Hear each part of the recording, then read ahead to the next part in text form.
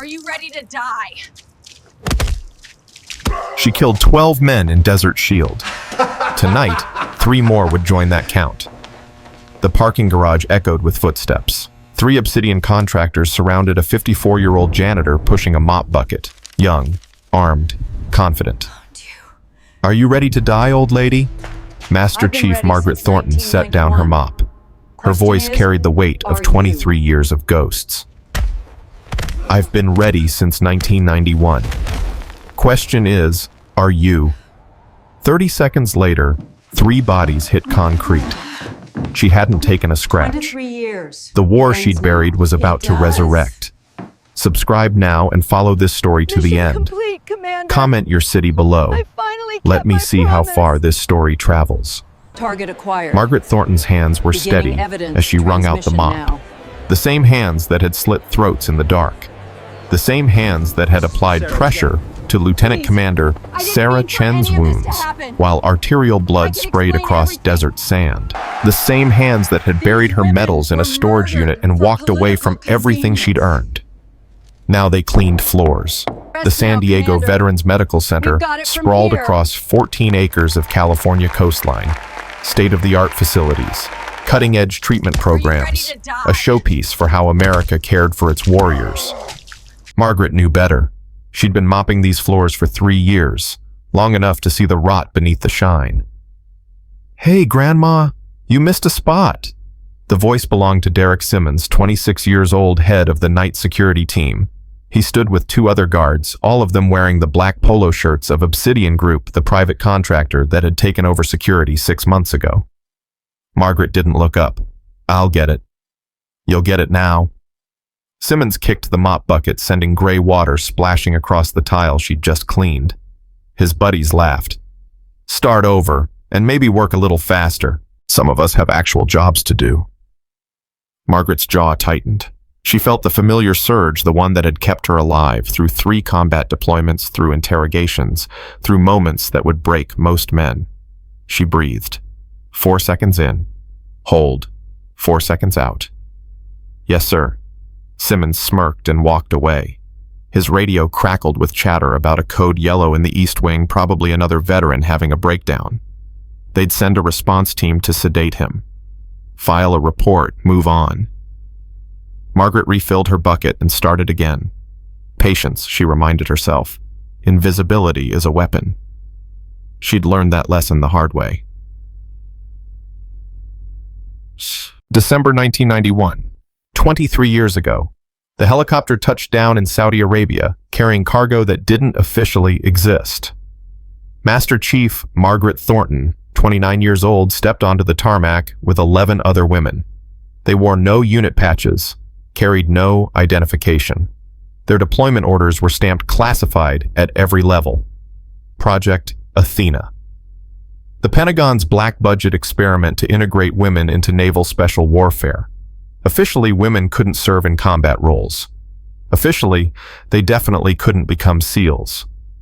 Unofficially, 12 women had completed BUDS in a segregated program at a base that didn't appear on any map. They'd proven they could match the men, exceed them in some cases. And now they were being deployed to prove their value in the ultimate test.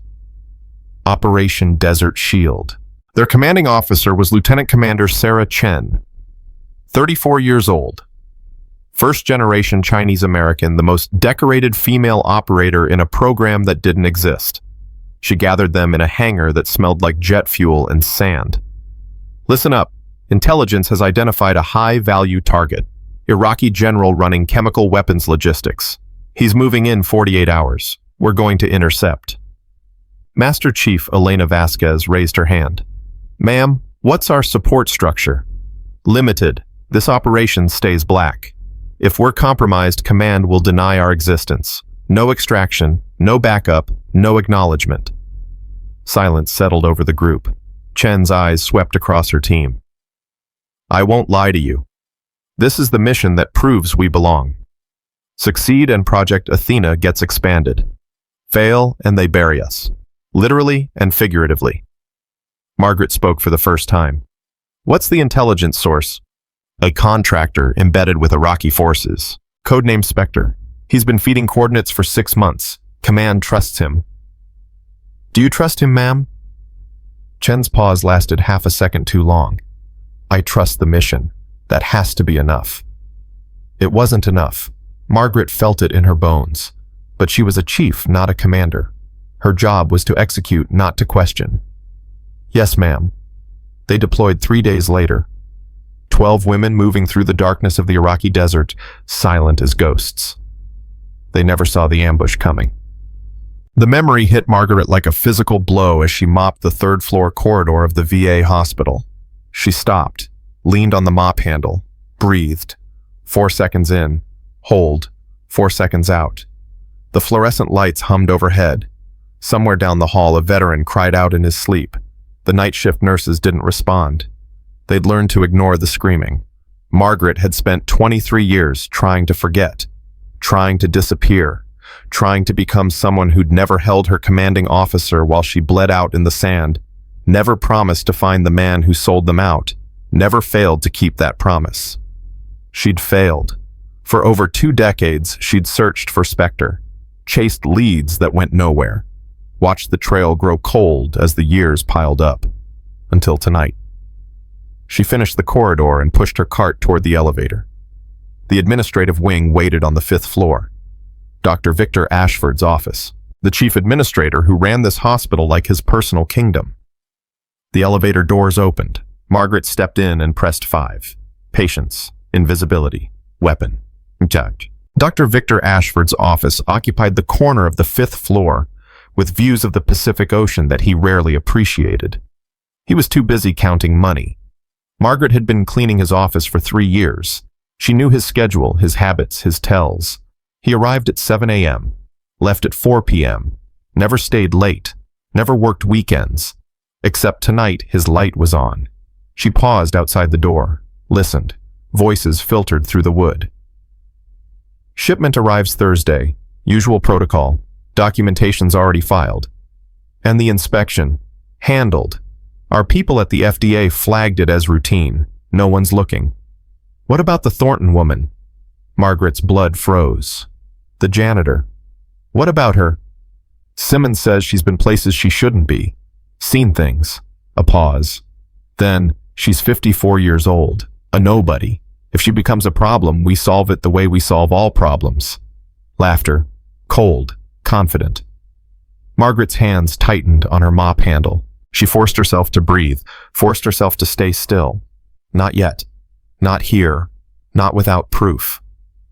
She moved away from the door, heart pounding, pushed her cart toward the elevator, pressed the button. The door opened. Derek Simmons stood inside, flanked by his 2 security buddies. They stared at her with new eyes, suspicious eyes. Working late, Grandma. Just finishing my rounds. The 5th floor isn't on your rounds tonight. Margaret's mind calculated angles. 3 men. Confined space. No witnesses. She could take them.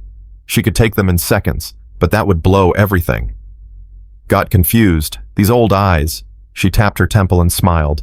The harmless smile of a harmless old woman. Simmons studied her for a long moment. Then he stepped aside. Get out of here. And stay on your assigned floors from now on. Yes, sir. She stepped into the elevator. The doors closed. She rode down in silence, her reflection staring back from the polished metal. They know my name. They're watching. The game had changed. She needed to move faster. Margaret's apartment occupied a 1-bedroom unit in a building that catered to veterans on fixed incomes. Peeling paint. Broken elevator. Neighbors who minded their own business because they had their own ghosts to manage. She locked the door behind her, checked the windows, drew the blinds. Then she knelt beside her bed and pulled out a fireproof safe hidden beneath a loose floorboard. Combination 12-17-91. The date everything ended. The date everything began. Inside the safe, her old service weapon, a Sig Sauer P226, 2 spare magazines, a folder of documents she'd accumulated over 23 years, and a photograph. 12 women in desert camo, smiling, young, alive. She touched Sarah Chen's face. I heard your name tonight, Commander. After all these years, They're still afraid of what we know. Her phone buzzed. Unknown number. She answered. Hello. Maggie. The voice was older now, rougher, but unmistakable. It's Elena. Senior Chief Elena Vasquez, intelligence specialist, the only other survivor of that night in the desert. Elena, it's been 4 years, I know. I'm not calling to catch up. A pause, heavy, loaded. I found him. Margaret's heart stopped. Spectre. His real name is Marcus Kane. He was a junior intelligence officer in '91. Sold our coordinates to Iraqi forces for $50,000. Thought we'd all die and the secret would die with us. Where is he now? That's the thing, Maggie. Elena's voice carried a weight that Margaret felt in her chest. He's not hiding. He's thriving. Built Obsidian Group from the ground up. Billion-dollar defense contractor. Provides security for VA hospitals across the country. The pieces clicked into place with terrible clarity. Obsidian Group. The security at her hospital. The men watching her. The shipments. The money. He's running an operation out of San Diego, Margaret said. VA fraud. Maybe worse. I've been watching it for 3 years without knowing what I was looking at. It gets worse. I've been tracking Obsidian's financial patterns. They're not just stealing from the VA. Veterans are dying, Maggie. Medical neglect. Falsified records. The ones who ask questions have accidents. Whistleblowers disappear. Margaret closed her eyes. Saw Sarah Chen bleeding in the sand. Heard her last words. Find him. Promise me. Find the man who did this. I'm going to take him down, Elena. He has politicians in his pocket. Pentagon connections. Private army. You're one woman, Maggie. You're 54 years old. I was one woman in 1991 too. And I survived when 12 of us should have died. Silence on the line. Then, what do you need? Intel. Everything you can find on Kane on Obsidian on their operation in San Diego. And I need to know who else survived. Diana, Rosa. Are they alive? Both of them. Diana's running a security consulting firm in Phoenix. Rosa disappeared into the mountains in Colorado off-grid, but I can find her. Contact them. Tell them the mission we should have completed 23 years ago just reopened. And if they say no, Margaret looked at the photograph. 12 faces. 8 of them dead because a man valued money over lives. They won't say no. None of us have ever stopped waiting for this call. The next 72 hours moved with surgical precision. Margaret maintained her cover, mopped floors, emptied trash, became invisible again. But now she watched with purpose. She noted the pattern of shipments arriving at the loading dock, counted the crates marked as medical supplies that were never logged into inventory, observed the security rotations, the blind spots in camera coverage, the delivery schedules, and she listened. The nurses talked about patients dying unexpectedly, about medications that never arrived, about procedures that were billed but never performed. The veterans talked about neglect, about requests for help that went unanswered, about the feeling that this place was designed to let them fade away. One veteran caught her attention. Private First Class Maya Torres, 24 years old, paralyzed from the waist down after an IED in Afghanistan. She was sharp, angry, and paying attention. You're not just a janitor, are you? Margaret looked up from mopping the floor of Maya's room. The young woman's eyes were fixed on her with an intensity that felt familiar. What makes you say that? The way you move. The way you watch people. My sergeant moved like that, right before he saved my life. Margaret considered lying, considered deflecting. Then she saw the desperation in Maya's eyes, the need to know that someone was paying attention. You've noticed things, Margaret said. It wasn't a question. I've noticed that 3 veterans from my floor died last month. All of them were asking questions about their medications. All of them had cardiac events in the middle of the night. Did you report it? To who? The administration that runs this place. The security guards who work for the same company. Maya's hands tightened on her wheelchair wheels. I'm in a wheelchair, ma'am. I'm invisible, just like you pretend to be. Margaret knelt beside the chair, looked into Maya's eyes. I'm going to fix this, but I need your help. I need you to tell me everything you've seen, everyone you've talked to, every detail you can remember. Why should I trust you? Because 23 years ago, I made a promise to a dying woman, and I've spent every day since trying to keep it. This hospital, these deaths, they're connected to something much bigger. Something I've been hunting for decades. Maya studied her for a long moment. Who are you really? Someone who learned a long time ago that the most dangerous warriors are the ones nobody sees coming. Maya's jaw tightened. Then she nodded. There's a veteran in room 412, Thomas Reeves. He was a military auditor, found discrepancies in VA billing, filed a complaint 2 weeks ago. And he had a stroke 3 days later. He's in a coma now, but I talked to his wife. She says he was healthy. No history of cardiovascular problems. And the night it happened, security cameras on that floor were down for maintenance. Margaret's blood ran cold. Anyone else? At least 6 others over the past year. All of them either asked questions or noticed things. All of them had medical emergencies. Maya's voice cracked. I stopped asking questions after that. I'm in a wheelchair. I can't fight back. You just did. Margaret stood. Stay quiet, stay safe, and when the time comes, be ready to move. Ready for what? Margaret didn't answer. She was already calculating timelines, mapping out scenarios, planning the operation that was 23 years overdue. 3 days later, Elena Vasquez arrived in San Diego. She'd aged like they all had. Gray streaked her black hair, lines carved her face. But her eyes were still sharp, still calculating, still the eyes of the intelligence specialist who'd helped them navigate hostile territory when the world was younger. They met at a diner off the freeway. Anonymous. Forgettable. The kind of place where no one looked twice at 2 older women sharing coffee. I've pulled everything, Elena said, sliding a folder across the table. Kane's operation is massive. Obsidian has contracts at 47 VA facilities nationwide. Conservative estimate $300 million in fraud annually. But that's just the money. And the deaths. Harder to prove, but I've identified at least 31 suspicious fatalities across 12 hospitals. Veterans who complained. Whistleblowers who threatened to go public. All of them died of natural causes within weeks of becoming problems. Margaret flipped through the documents, financial records, death certificates, internal memos. How deep does this go? Deep. Kane has people in the VA Inspector General's office, contacts at the Pentagon, a senator on his payroll. This isn't just fraud, Maggie. It's a network, and it's protected. Then we go around the protection. How? Margaret pulled out her phone, showed Elena a photograph she'd taken through Ashford's office window. A shipping manifest. Names, dates, account numbers.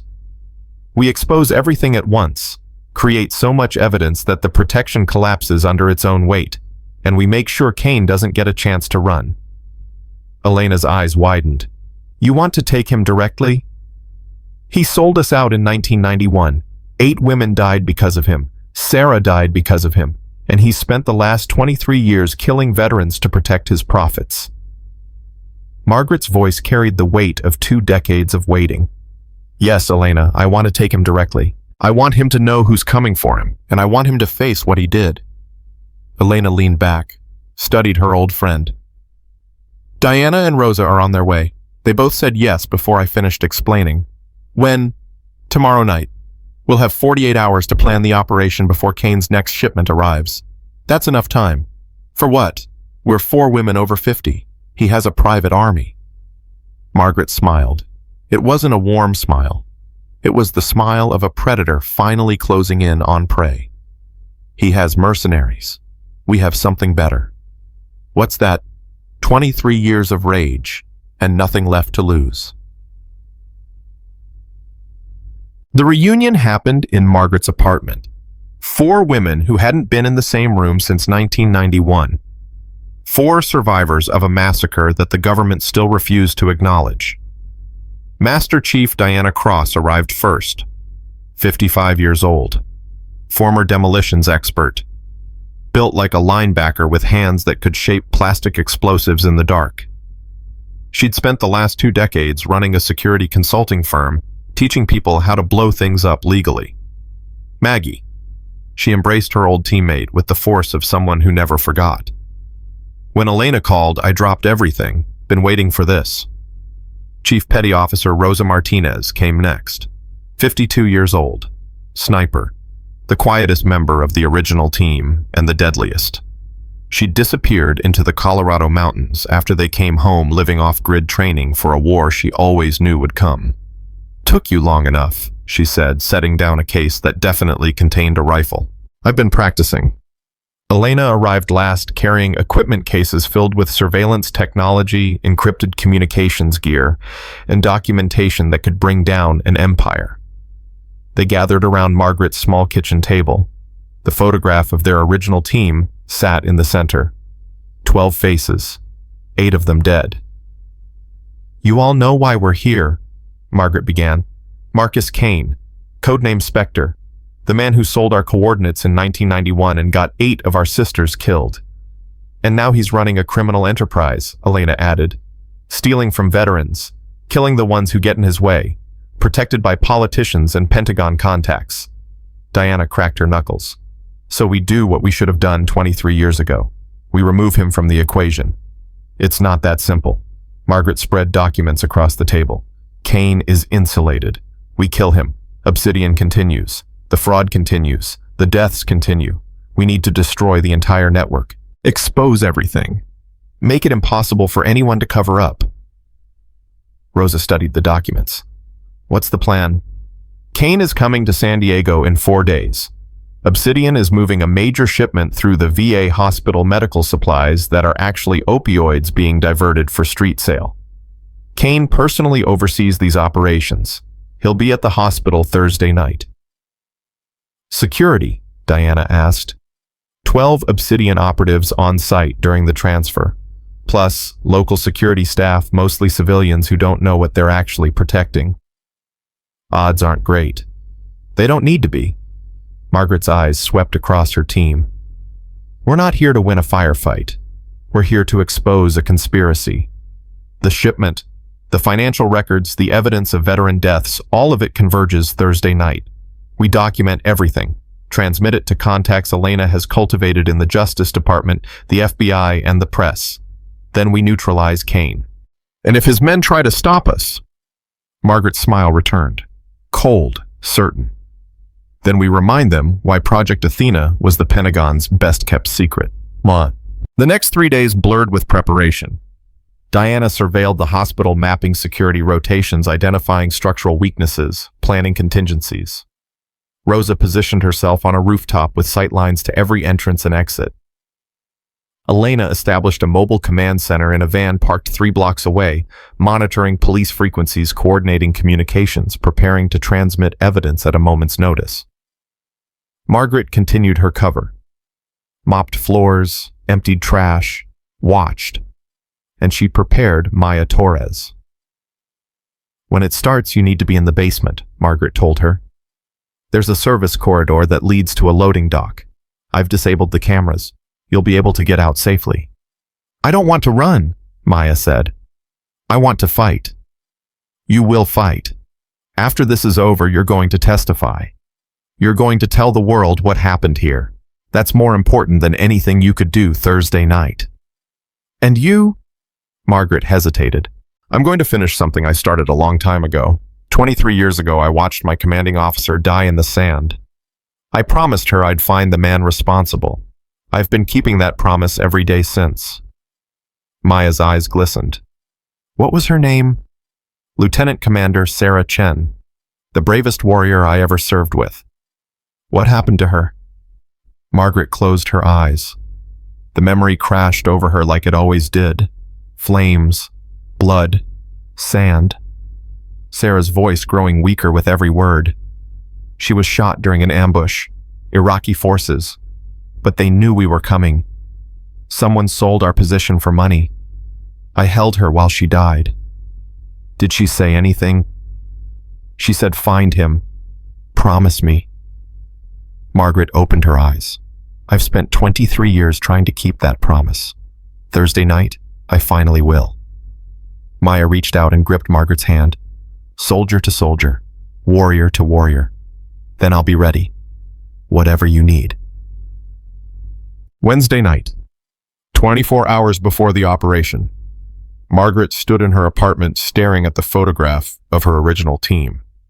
12 faces, 8 ghosts. Her phone buzzed. Elena's voice came through tight, urgent. We have a problem. Kane moved up the timeline. The shipment arrives tomorrow morning, 6 a.m. That's 12 hours early. Something spooked him. Maybe the surveillance. Maybe the inquiries I've been making. Either way, he's coming in fast, and he's bringing double the usual security. Margaret's mind raced through contingencies. How many men? 24 operatives, full tactical gear, and Maggie, there's something else. What? Kane isn't coming alone. He's bringing Dr. Ashford for the handoff, and they've moved the location. It's not happening at the hospital loading dock. Where? Elena's pause lasted forever. They're using the parking garage, the underground level, same place Simmons and his men confronted you. Margaret's blood ran cold. They know. They might, or they might just be being cautious. Either way, our window just closed.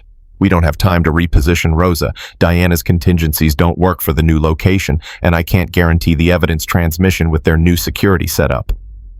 Margaret stared at Sarah Chen's face. The commander who never backed down. The woman who died believing they could change the world. Then we adapt. How were 4 women against 24 armed operatives? They have the location. They have the numbers. They have surprise. No. Margaret's voice carried the certainty of decades. We have surprise. They're expecting a threat they can see coming. They're not expecting us. Maggie. Contact Diana and Rosa. Emergency brief in 2 hours. We're not canceling this operation. We're accelerating it. Silence on the line. Then, what about Maya? Margaret looked at the photograph one more time. 8 women who died because someone betrayed them. 23 years of ghosts demanding justice. Maya Torres is about to become the most important witness in VA history, and Marcus Kane is about to learn what happens when you attack Navy SEALs. She hung up. Outside her window, the San Diego night stretched dark and endless. Somewhere out there, Marcus Kane was preparing for a routine operation. He had no idea that his past was about to catch up with him. 24 operatives, full tactical gear, controlled environment. Margaret smiled. They should have brought more. The emergency briefing happened at 0200 hours in a storage unit on the outskirts of San Diego. Diana arrived first carrying 2 duffel bags that clinked with metal. Rosa came through the back entrance, silent as smoke, her rifle case slung across her back. Elena set up her laptop on a folding table, screens glowing blue in the darkness. Margaret stood before them the same way Sarah Chen had stood before their team 23 years ago. The weight of command settled onto her shoulders like an old uniform. Timelines moved up. Kane arrives at 0600, 4 hours from now. Diana whistled low. That's not much prep time. It's enough. We've trained for worse. Rosa checked her watch. 24 operatives, underground parking garage, controlled environment with limited exits. They've got the tactical advantage. They think they do. Margaret pulled out a blueprint she'd memorized over 3 years of mopping floors. The garage has 4 levels. Kane will use the lowest level for the transfer maximum privacy minimum witnesses. But there are service tunnels running beneath the structure, maintenance access. I've used them to move equipment for the hospital. Elena leaned forward. You're suggesting we come up from below. I'm suggesting we're already inside before they lock the place down. Diana, I need you in position by 0500. The support columns on the lowest level, can you rig them? Diana's eyes gleamed. Not to collapse, but I can create distractions. Smoke, noise, confusion. Make them think they're under attack from multiple directions. That's exactly what I need. Rosa, the building across the street. Already scouted it. Rosa's voice was flat professional. Sightlines are limited but workable. I can cover the garage entrance and the loading dock. Anyone tries to run, they won't get far. Elena evidence transmission. I've got 3 separate upload points ready. FBI Justice Department and a journalist at the Washington Post who's been investigating VA fraud for 2 years. The moment we have visual confirmation of Kane and the shipment, I transmit everything. Documents, financial records, and live video feed. Margaret nodded. Once the evidence is out, it can't be buried. That's our primary objective. Kane goes down either way, through the courts or through us. Diana cracked her knuckles. And if his men don't surrender... Margaret's jaw tightened. Then we do what we were trained to do. Silence fell over the group. 4 women. Combined age over 200 years. Enough combat experience to fill a textbook. Elena spoke first. There's something else you should know. I've been monitoring Obsidian's communications. They're not just worried about external threats. There's chatter about a leak inside the organization. A leak. Someone's been feeding information to investigators. Small stuff, shipping schedules, personnel movements. Nothing definitive, but enough to make Kane paranoid. That's why he moved up the timeline. Margaret's mind raced. Do we know who? Not yet, but whoever it is, they're taking a massive risk. If Kane finds them, he'll make them disappear, like he's made everyone else disappear. Margaret checked her weapon. Then we need to move faster. We can't let Kane clean house before we take him down. Rosa stood. I'll be in position in 2 hours. Radio check at 0530. Diana gathered her bags. Give me 90 minutes. Those columns won't know what hit them. Elena closed her laptop. I'll be in the van, 3 blocks east. The moment you give the signal, I transmit. They moved toward the exits. 4 warriors preparing for the mission they'd waited 23 years to complete. Margaret stopped them with a word. Wait. They turned. She looked at each of them. Diana, who'd lost her sister in that ambush. Rosa, who still carried shrapnel in her shoulder from the same night. Elena, who'd spent 2 decades living with survivor's guilt. Whatever happens today, thank you. For believing. For waiting. For never forgetting. Diana's voice was rough. Sarah would be proud. Sarah would tell us to stop talking and start moving. Margaret smiled. So let's move. They disappeared into the night, 4 ghosts hunting the man who'd tried to bury them. The clock read 0205, less than 4 hours until the war began. Margaret returned to the hospital at 0300 wearing her janitorial uniform for the last time. The night shift security barely glanced at her. She was invisible, just an old woman pushing a cart through empty corridors. Exactly what she needed them to see. She made her way to Maya Torres's room. The young veteran was awake, sitting up in her wheelchair, eyes alert. It's happening, Maya said, not a question. In 3 hours. I need you to be in the basement service corridor by 0545. Can you get there without being seen? I know every camera blind spot in this building. You're not the only one who's been watching. Margaret handed her a burner phone. Elena's number is programmed in. If anything goes wrong, if you see security moving toward the basement, you call immediately. Maya took the phone. Her hands were steady. What about you? I'll be in the garage with Kane. Alone. No. Margaret allowed herself a small smile. I have backup. Maya's eyes searched hers. You might not come back from this. I've been living on borrowed time for 23 years. Every day since Desert Shield has been a gift. If today's the day I pay that back. She shrugged. Then today's the day. That's not... Maya's voice cracked. That's not fair. You deserve more than that. Margaret knelt beside her wheelchair. Soldier to soldier, warrior to warrior. Listen to me. What happens in that garage, whether I live or die, doesn't matter. What matters is the evidence gets out. What matters is the world knows what Kane did. What matters is that veterans stop dying so billionaires can get richer. And Sarah Chen. Sarah Chen will finally rest. That's all I've ever wanted for her. Maya grabbed her arm, fierce, desperate. Then come back, finish this and come back, because I need to know that the good guys win sometimes. I need to know that fighting back isn't pointless. Margaret covered Maya's hand with her own. I'll do my best. That's all any of us can promise. She stood, checked her watch. 03:20. Get to the basement, stay hidden. And Maya, she paused at the door. Thank you for seeing me, for not looking away. Maya's voice followed her into the corridor. Kill the bastard, Master Chief. Margaret kept walking. Her footsteps echoed in the empty hallway. She intended to do exactly that. The service tunnels beneath the parking garage smelled like motor oil and concrete dust.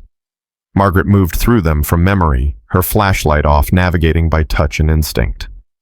She'd walked these tunnels 100 times over 3 years, learned every turn, every junction, every access point. The hospital maintenance staff thought she was just a dedicated janitor who took initiative. They had no idea she was mapping an infiltration route. Her earpiece crackled. Diana's voice. Charges set, ready on your signal. Copy, hold position. Rosa next. Overwatch established. I count 6 vehicles arriving. Looks like the advance team. Margaret checked her watch. 0445, 15 minutes ahead of schedule. Elena, you seeing this? Confirmed. 6 SUVs, Obsidian logos. They're setting up a perimeter around the garage entrance. How many personnel? 12 so far. More incoming. 24 operatives, maybe more. Margaret processed the odds and discarded them. Numbers had never mattered to her. Only training. Only will. She reached the access point, a maintenance hatch that opened into a utility room on the garage's lowest level. She pressed her ear against the metal. Listened. Footsteps. Voices. The sound of equipment being moved. In position, she whispered. Hold for my signal. The waiting began. For 30 minutes, Margaret crouched in the darkness, listening to Kane's operation take shape above her. She heard the shipment arrive, trucks backing into the loading area, men shouting instructions, crates being unloaded. She heard Ashford's nervous voice asking if everything was secure. She heard Kane's response, smooth and confident, the voice of a man who'd gotten away with murder for 23 years. Relax, Victor. We've done this 100 times. Nothing's going to go wrong. Margaret's hand tightened on her weapon. You have no idea what's about to go wrong. Elena's voice cut through her earpiece. Visual confirmation. Kane is on site. Beginning evidence transmission now. Copy. How long until upload complete? 90 seconds for the first package. 3 minutes for full transmission.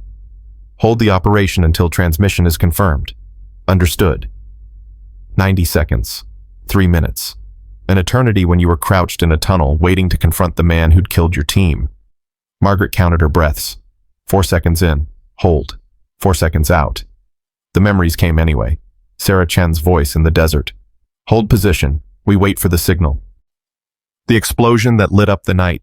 The ambush that shouldn't have been possible. Sarah taking 3 rounds to the chest while pushing Margaret behind cover, bleeding out in the sand while Margaret tried to stop the hemorrhaging. Find him. Promise me. Transmission complete. Elena's voice shattered the memory. FBI has everything. Justice Department has everything. Washington Post has everything. We're live, Maggie. The world is watching. Margaret stood. Her knees protested. Her back ached. 54 years of wear and tear screamed at her to stop. She ignored it all. Diana. Execute. The explosions weren't large. Diana was too precise for that. But they were loud. Disorienting. Perfectly placed to create maximum chaos. Smoke billowed through the garage. Fire alarms screamed. Sprinklers activated. Through her earpiece, Margaret heard shouting. Confusion. Kane's voice cutting through the chaos. What the hell is happening? Secure the shipment. Find whoever's doing this. Margaret pushed open the maintenance hatch and stepped into the war. The smoke was thick, reducing visibility to a few feet. Exactly what she needed. The first operative appeared through the haze, weapon raised, searching for targets. Margaret moved before he could react. Her knife found his throat. He dropped without a sound. The second came from the left. She heard him before she saw him, the scrape of boots on concrete, the click of a safety being released. She spun, caught his weapon arm, redirected the barrel as he fired. The shot went wide. Her elbow connected with his temple. He collapsed. 3, 4, 5. They came through the smoke and they fell. 23 years hadn't dulled her edge. If anything, they'd sharpened it. Every night she'd spent replaying the ambush. Every morning she'd spent training when her body begged her to stop. Every moment she'd spent preparing for exactly this. The smoke began to clear. Margaret found cover behind a concrete pillar. Assessed the situation. 8 operatives down, 16 remaining. Kane and Ashford were at the far end of the garage, surrounded by a protective detail. Rosa's voice came through the earpiece. I have movement on the upper levels. Reinforcements incoming. 8 to 10 additional hostiles. Can you slow them down? A pause. Then the crack of a rifle shot. Consider them slowed. Diana's voice next. I'm moving to secondary position, ready to provide support. Copy. I'm pushing toward Kane. Maggie, wait. Elena's voice was urgent. I'm picking up something on their frequency. They know you're coming. Kane's ordering his men to fall back and protect the primary target. They're going to... The lights went out. Emergency generators kicked in a second later, bathing the garage in red emergency lighting. But that second of darkness was enough. Margaret felt the impact before she heard the shot. Her shoulder, left side. Through and through, missing anything vital but bleeding badly. She dropped behind cover, applied pressure, assessed. Shooter on the east side. Elevated position, probably on the ramp between levels. Maggie, Elena's voice was panicked. Your vitals spiked. What's happening? Took a round. I'm functional. You're hit. Pull back. We have the evidence. The mission is complete. The mission isn't complete until Kane faces what he did. She tore a strip from her shirt, fashioned a field dressing. The wound throbbed, but she'd had worse in Desert Shield. Keep moving. Keep fighting. Sarah didn't die so you could quit. She broke cover, ran. Gunfire chased her across the garage. She weaved between vehicles using the chaos and the smoke as cover. Diana's explosions had damaged the sprinkler system. Water poured from broken pipes mixing with smoke to create a hellish fog. A figure emerged from the mist. Derek Simmons, the security guard who'd called her Grandma for 3 years. His gun was raised. His face was twisted with confusion and rage. It was you. The whole time it was you. Margaret didn't slow down. She closed the distance before he could process what was happening. I told you, she said, driving her knee into his stomach, then her elbow into his face. Some of us have actual jobs to do. He hit the ground, unconscious. She kept moving. Kane was close now. She could hear his voice, panicked, angry, the voice of a man whose carefully constructed world was collapsing around him. Get me out of here. I don't care about the shipment. Get me out. Sir, the exits are blocked. There's a sniper covering the main entrance. Then find another way. I'm not dying in a parking garage. Margaret emerged from the smoke 10 feet away from him. Kane saw her first. His face went pale. She raised her weapon, aimed at his chest. Hello, Spectre. The name hit him like a physical blow. She watched his eyes widen, watched recognition dawn. That's impossible. You're dead. You all died. Not all of us. Not yet. Kane's protective detail raised their weapons. 4 men, all of them trained, all of them ready to die for their paycheck. Margaret's finger tightened on the trigger. Elena's voice exploded in her earpiece. Maggie, pull back, police are en route. FBI is moving in. You don't have to do this. Yes, I do. Rosa's voice cut through. I don't have a clear shot. Too many bodies between you and Kane.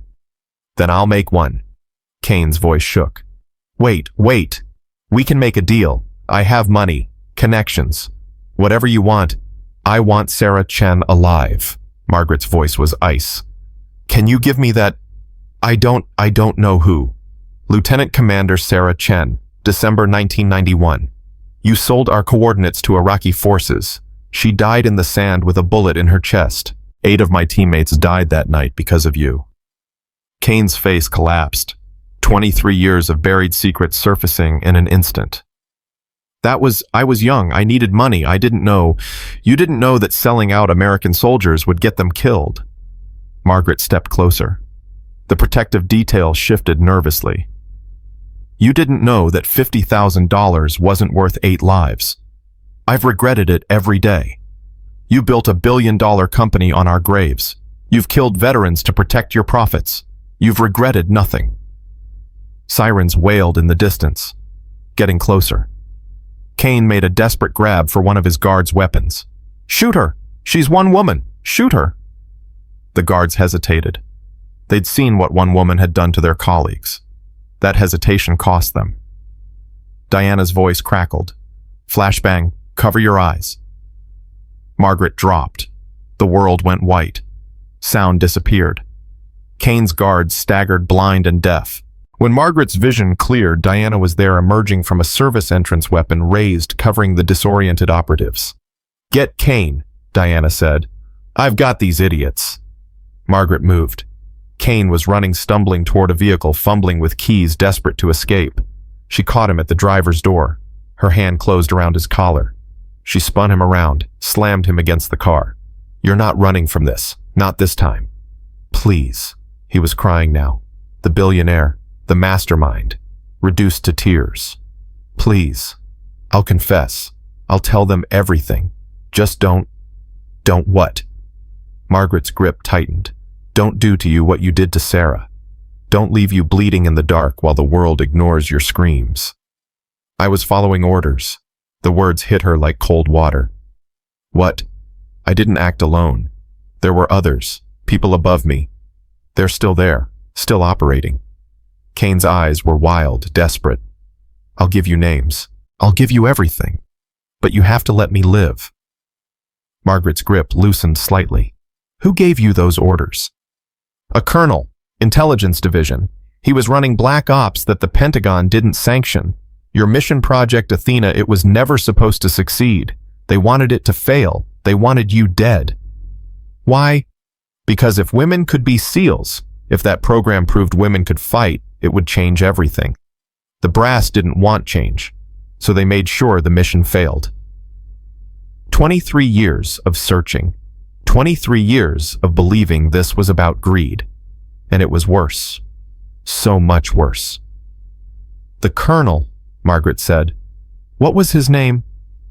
Kane's mouth opened. A shot rang out. Blood sprayed across Margaret's face. Kane slumped a hole in his forehead. She dropped him, spun, searched for the shooter. A figure stood on the second-level ramp, male, military bearing, weapons still raised. He lowered his gun, spoke into a radio, and disappeared into the smoke. Elena's voice was screaming in her earpiece. "What happened, Maggie? Report." Margaret stared at Kane's body, at the secret that died with him. Someone didn't want him to talk. Who shot him? "I don't know." Margaret's voice was hollow. "But I'm going to find out." Police cars flooded into the garage. FBI agents poured through the entrances. The chaos of law enforcement collided with the chaos of combat. Diana materialized beside her. "We need to go. Now." "Kane's dead. Someone killed him before he could give me names." "I saw. And whoever did it is gone. But we're about to have a lot of questions pointed at us. Questions we can't answer while we're in custody." Margaret looked at Kane's body one more time. 23 years of hunting, and someone had stolen her kill. Not stolen, silenced. "The evidence went out?" she asked. "Every bit of it." Elena's voice confirmed. "The fraud is exposed. Obsidian is finished. Ashford is being arrested right now." "Then we won." "We won the battle," Diana said. "But Maggie, if what Kane said was true, there's a bigger war." Margaret turned away from the body. "Let the FBI have it. Then we fight the bigger war." They disappeared into the service tunnels. 4 ghosts, 4 survivors, 23 years of rage, and nothing left to lose, and now a new enemy to hunt. The safe house was a cabin 40 miles east of San Diego, buried in mountains, where cell signals died and satellites couldn't penetrate the tree cover. Margaret sat at the kitchen table, Elena's laptop open before her, playing the security footage on a loop. The shooter on the ramp. The single shot. Kane's head snapping back. Professional, clean, military precision. "I've run facial recognition through every database I can access." Elena stood behind her, voice tight with frustration. "Nothing. Either he's never been photographed or his records have been scrubbed. He's been photographed. Margaret froze the frame, enhanced it, studied the shooter's stance, his weapon grip, the angle of his shoulders. That's trained posture, special operations. Someone with his skills doesn't exist without a file. Diana paced near the window, her restless energy filling the small space. So we're looking for a ghost who kills ghosts. Fantastic. Rosa sat in the corner cleaning her rifle with methodical precision. Kane said a colonel gave him orders. Intelligence Division. How many colonels were running Black Ops in 1991? Too many. Elena pulled up another screen. Desert Shield had 17 classified operations running simultaneously. Project Athena was one of them. I've been digging through declassified documents, but anything connected to our mission is still redacted. Margaret's wound throbbed beneath the bandage Diana had applied. Through and through. Clean. She'd been lucky. Lucky wasn't a word she'd used to describe herself in 23 years. Kane said they wanted Project Athena to fail, she said slowly. They wanted us dead because if we succeeded, if women proved they could serve in combat roles, it would change everything. That tracks. Diana stopped pacing. Remember the resistance we faced, the accidents during training?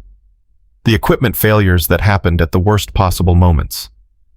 I thought that was just the military being the military. Rose's voice was flat. Hazing. Testing us. Some of it was. But some of it... Margaret trailed off. Memories surfaced. A rappelling rope that frayed during a training exercise. A weapon that jammed during live fire qualifications. A navigation system that malfunctioned during a night op. Sarah Chen had called it bad luck. Margaret had accepted that explanation. Now she wondered if she'd been naive. If there was a conspiracy to sabotage Project Athena, Elena said carefully, it would require coordination at the highest levels. Someone with access to our mission parameters. Someone who could feed information to Iraqi forces without triggering counterintelligence protocols. A colonel in intelligence would have that access. So would a general, or a Pentagon liaison, or half a dozen other positions. Margaret closed her eyes. We need more than speculation. We need proof. Kane was our proof, and someone made sure he couldn't talk. The room fell silent. Margaret's phone buzzed. Unknown number. She answered on speaker. Master Chief Thornton, a woman's voice, young, nervous. My name is Lisa Chen. I think you knew my mother. Margaret's heart stopped. Sarah Chen was your mother. Yes, and I know what really happened to her. I've been investigating for 15 years. I have documents files she kept hidden, files that name the colonel who gave the order. Where are you? Washington, but I'm not safe. Someone's been following me. I think they know what I have. Who's following you? I don't know, but Master Chief, Lisa's voice cracked. They killed my mother. They killed Marcus Kane before he could testify. I'm next on their list. I need your help. Margaret looked at her team. 3 faces reflected the same thought. Stay where you are. Don't contact anyone. Don't go anywhere public. We're coming to you. How long? 48 hours. Can you stay hidden that long? A pause. Then, I've been hiding for 15 years. 2 more days won't kill me. The line went dead. Diana was already grabbing gear. Road trip. Flight. Margaret stood. Elena, book us tickets under clean identities. Rosa, pack for urban operations. Diana, I need weapons that can get through security. Define get through security. Ceramic frames, polymer components. Nothing that triggers metal detectors. Diana grinned. I know a guy. Elena's fingers flew across the keyboard. Flight leaves at 0600, lands at Dulles by noon Eastern. But Maggie, if Lisa Chen has what she claims, why hasn't she gone public? Fear, the same fear that kept me silent for 23 years. And now, Margaret picked up Sarah Chen's photograph. The commander's smile, the confidence in her eyes. Now she has backup, and so do we. The flight to Washington was uneventful. 4 middle-aged women traveling together. A book club trip. A girls' weekend. Nothing to attract attention. Margaret used the time to study the files Elena had compiled on Lisa Chen. 42 years old, trauma surgeon at Georgetown University Hospital. Never married. No children. Dedicated her life to medicine and to uncovering the truth about her mother's death. Lisa had been 19 when Sarah died, a sophomore at Stanford, pre-med. The notification team had told her that Lieutenant Commander Sarah Chen was killed in action during a classified operation. No details, no body, just a flag and a medal and a lifetime of unanswered questions. She started digging in 2010, Elena said quietly. FOIA requests, congressional inquiries, lawsuits demanding declassification. Every avenue was blocked. How did she find out about Kane? She didn't. She found out about Spectre, the code name. Tracked it through intelligence community gossip. Rumor and inference. She's been building a case for 15 years without knowing who she was actually hunting. Until now. Until the news broke about Obsidian, about Kane's death, about a group of unidentified women who assaulted his operation. Elena's eyes met Margaret's. She put it together, reached out to contacts in the veteran community. Someone gave her your name. Maya Torres. It had to be. The young veteran had connections Margaret hadn't anticipated. Does she know about us, about Project Athena? She knows her mother was part of something classified, something the government still won't acknowledge. Elena paused. She doesn't know you were there when Sarah died. Margaret's hand tightened on the armrest. I held your mother while she bled out in the sand. I promised to find the men responsible. I failed for 23 years. She'll know soon. They landed at Dulles under gray skies that threatened rain. Lisa Chen's instructions led them to a residential neighborhood in Alexandria. Old brick townhouses, quiet streets, the kind of place where neighbors notice strangers. Margaret knocked on the door. 3 short, 2 long, the pattern Lisa had specified. The door opened a crack. Brown eyes studied them through the gap. Sarah's eyes. Master Chief Thornton. Call me Maggie. Lisa opened the door, let them in, closed it behind them with the practiced caution of someone who'd been looking over her shoulder for years. She was tall like Sarah, same high cheekbones, same determined jaw. But where Sarah had radiated confidence, Lisa carried the weight of loss. Thank you for coming. I wasn't sure you would. Your mother saved my life. More than once. Margaret's voice was steady despite the emotion churning beneath. I owed her everything. Still do. Lisa's composure cracked.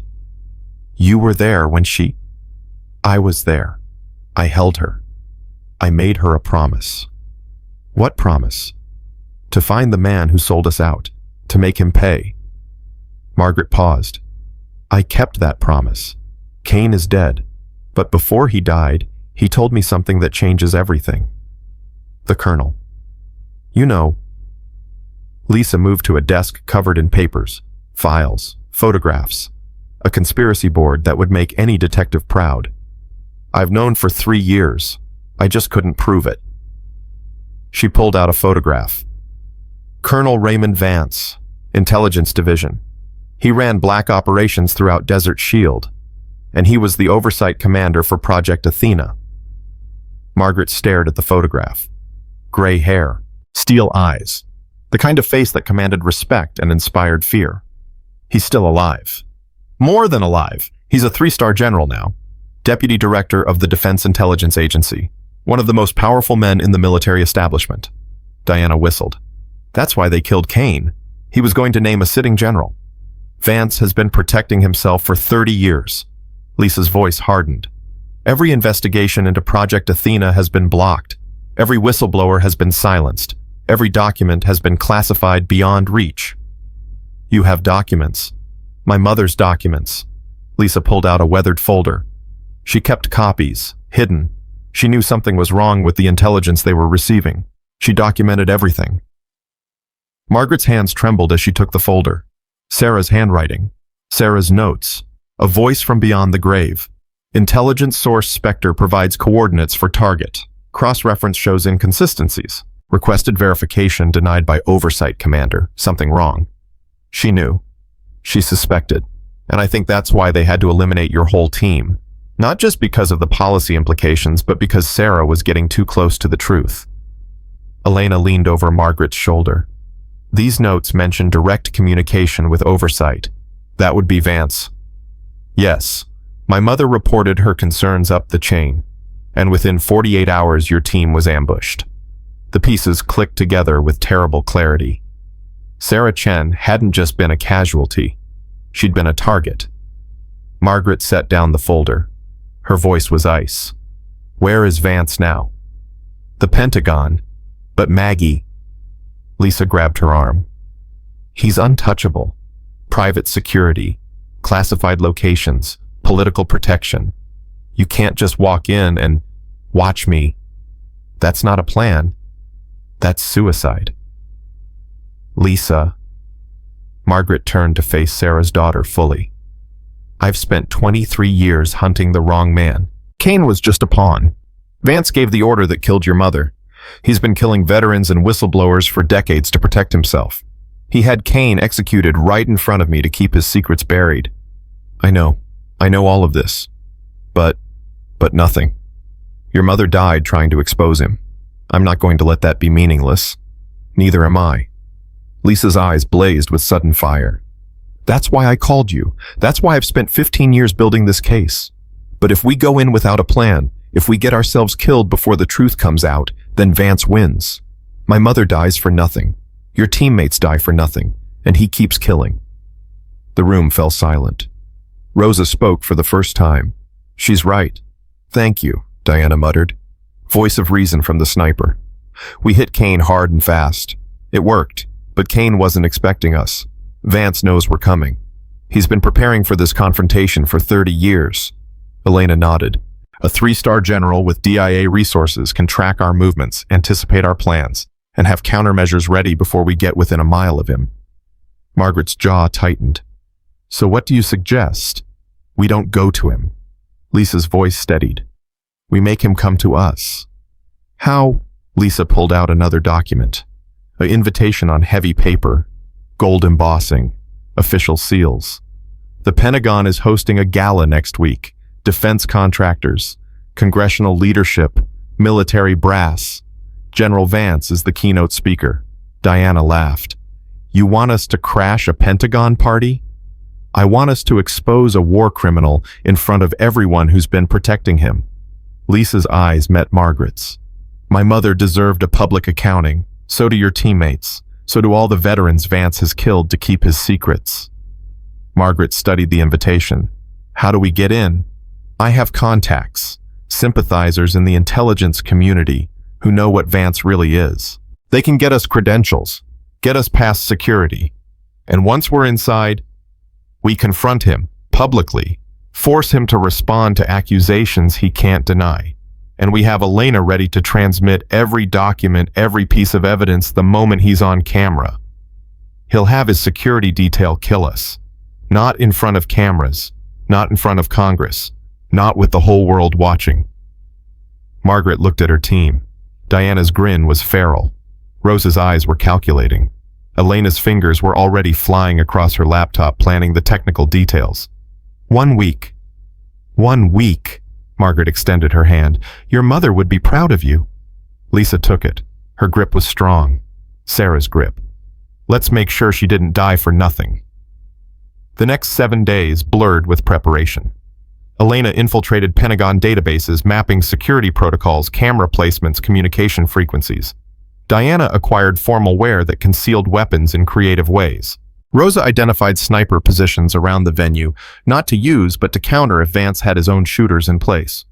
Margaret trained, every morning, every evening. Her shoulder healed slowly, but pain was an old companion. She'd operated with worse. Lisa provided daily updates on Vance's movements, his schedule, his security detail, his habits. He's paranoid, she reported 4 days before the gala. Increased his personal protection, changed his daily routes. He knows something is coming. Does he know it's us? He knows someone is coming. The Obsidian operation made national news. Kane's death is being investigated. There's congressional pressure for answers. Good. Let him be afraid. Maggie. Lisa hesitated. There's something else. I've been monitoring communications channels. Vance has been making calls to an encrypted line, untraceable, but the timing suggests he's coordinating with someone. The shooter, the one who killed Kane. Possibly. Or whoever gives him orders. Vance takes orders. A 3-star general doesn't operate alone. He has backers, people who benefit from keeping Project Athena buried. Margaret's blood ran cold. How high does this go? I don't know, but I'm scared to find out. The night before the gala, Margaret visited Arlington National Cemetery, Section 60, the post-9/11 casualties, but she wasn't here for them. Sarah Chen's grave was in an older section, a headstone that listed her rank, her dates, her service. Nothing about Project Athena, nothing about the truth. Margaret knelt in the grass. Tomorrow, Commander, we finish what you started. The wind moved through the trees. The flag snapped on its pole. I'm sorry it took so long. I'm sorry I failed you, but I never forgot my promise. Not for one day. She pulled out the photograph. 12 faces, 8 ghosts. Diana's here. Rosa, Elena. We're all that's left, but we're enough. We've always been enough. She placed a hand on the cold marble. Vance is going down, publicly, permanently. The whole world is going to know what he did. And your daughter, Margaret's voice cracked. Lisa is extraordinary. She has your fire, your courage. She never stopped fighting for you. Silence settled over the cemetery. I don't know if I'm coming back from this one. Vance has resources I can't match. He's been preparing for 30 years. But Sarah, I'd rather die telling the truth than live another day with this secret burning in my chest. She stood, rendered a slow, perfect salute. Rest now, Commander. We've got it from here. The morning of the gala arrived with unseasonable warmth. Margaret dressed in a black evening gown that Diana had modified to conceal a ceramic knife and a polymer pistol. Elegant, deadly, invisible. Lisa wore her mother's medals beneath her dress. Elena had communication equipment hidden in a brooch. Diana's clutch contained enough knockout gas to drop a room. Rosa positioned herself in a building across from the Pentagon entrance, her rifle trained on the steps. Everyone in position. Margaret's voice was calm, steady. Overwatch ready. Tech support ready. Backup ready. Then let's go crash a party. The Pentagon Gala occupied a ballroom that sparkled with brass and privilege. Congressional representatives, 4-star generals, defense industry executives, the people who decided which wars got fought and who profited from the fighting. Margaret moved through them like a ghost. She spotted Vance immediately. Tall, distinguished, gray hair swept back, the confident bearing of a man who'd never faced consequences. He was surrounded by admirers, shaking hands, accepting praise, a hero in dress uniform, murderer in dress uniform. Target acquired, she murmured into her concealed microphone.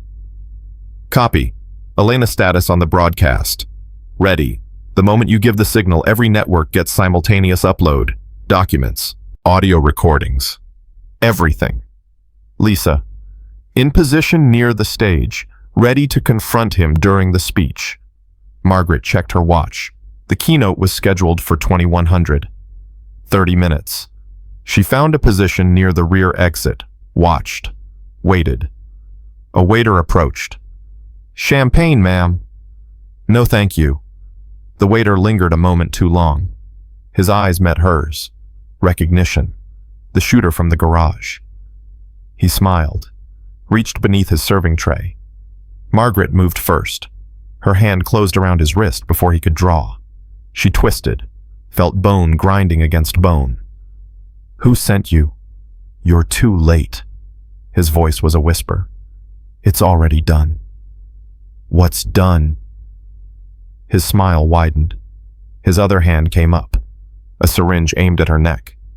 She deflected, drove her knee into his stomach. He dropped. But as he fell, his voice carried across the crowd, "Bomb, there's a bomb." Chaos erupted. Screaming, running, bodies crashing against bodies in the rush for exits. And through the chaos, Margaret saw Vance being hurried toward a service entrance by his security detail. "He's running," she shouted into her mic. Lisa cut him off. "Diana, I need a distraction at the main exit. Rosa, do you have a shot?" "Negative. Too many civilians."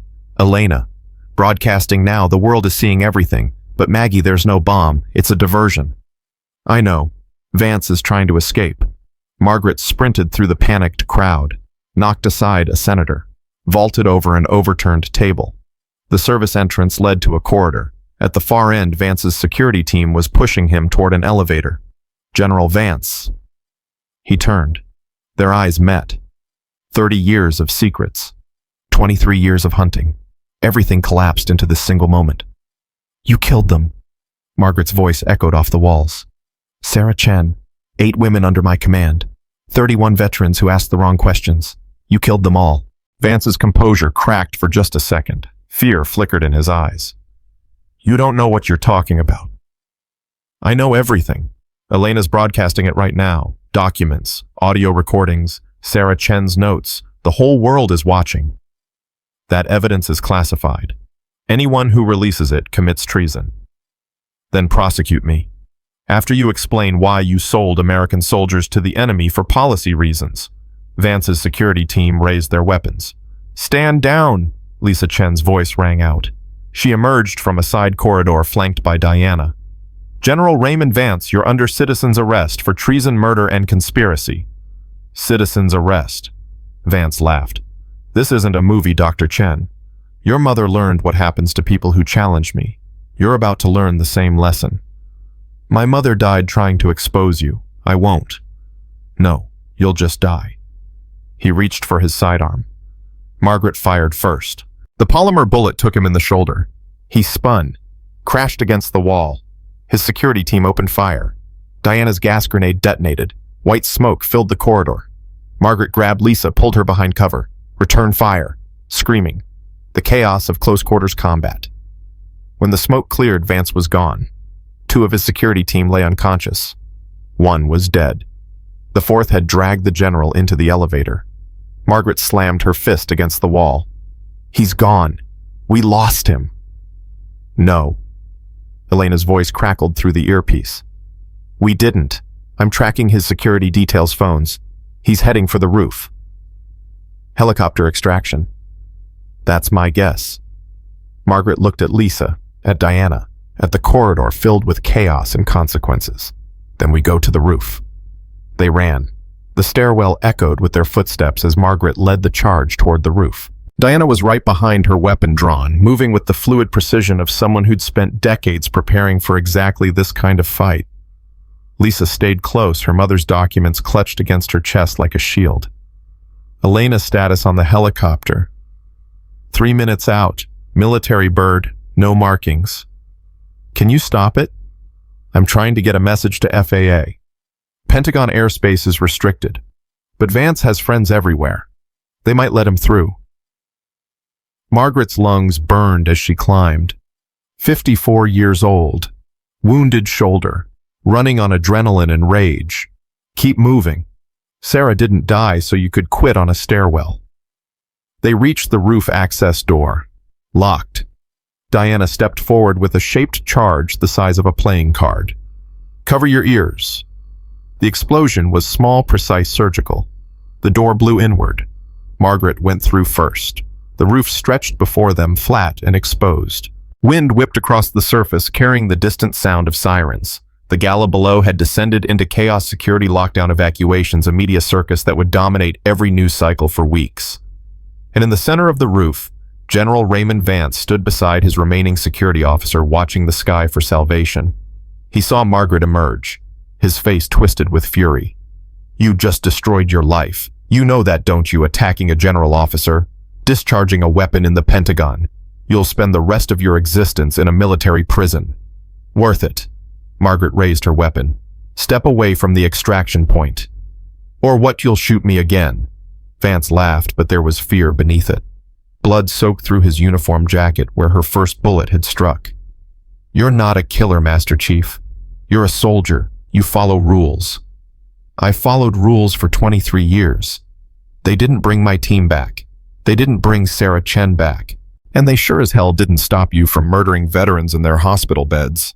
Lisa stepped forward. General Vance, you're being broadcast to every major network in the country. Every document my mother collected is now public record. There's nowhere to run. Documents can be discredited.